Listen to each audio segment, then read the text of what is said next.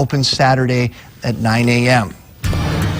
Supposed to be Just like my dog. a little bit warmer once we get around to the weekend, but meantime, we've got a long week of cold and dangerous wind chills tomorrow morning to prompt the wind chill warning that came out before we went on the air this morning at 4:30. But we think there's going to be some pretty big ramifications because of that. Yeah, because it looks like we're going to reach wind chills down to that 35 to even 40 below zero waking up tomorrow morning. Now, it's not here yet.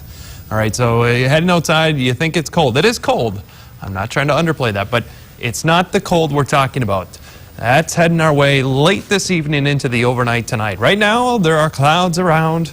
These are the mid-level clouds. They're sort of luminous in the atmosphere, so they allow some of the sunlight to come through, but not enough to warm us up. Today, we're going to be stuck in those near zero to even very low single digits. Now, if you're wondering how often wind chill warnings are issued, it seems like it's all the time, right? Especially after last year. Well, last year was the exception.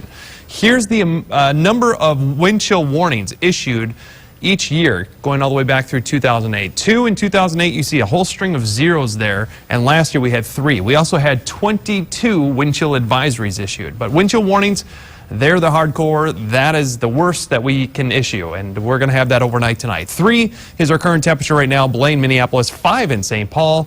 We were below zero, down to 5 below was our morning low temperature. 0 in Brainerd, 1 in Hibbing, 0 in International Falls. So we're sort of on the fringe of this Arctic air. We're underneath it, but we're sort of in the fringe. You could think of it like a swimming pool. We're in the shallow end. But as we head into the overnight tonight, the core of the Arctic air swings southward from Canada, and we'll be in the deep end. And that's where we'll have the very cold temperatures along with those wind chills. Slick roads out there for today, again tomorrow. Chance for some patchy blowing snow this afternoon as the winds pick up, and watch those school closings, especially later on this evening and also tomorrow morning. Right now, here there are those mid-level clouds, those luminous clouds. They're right over the state. High pressure building in, and notice we'll be on the front side as it moves in overnight tonight. That's going to pull that cold air down with this clockwise spin. It's also going to increase our winds.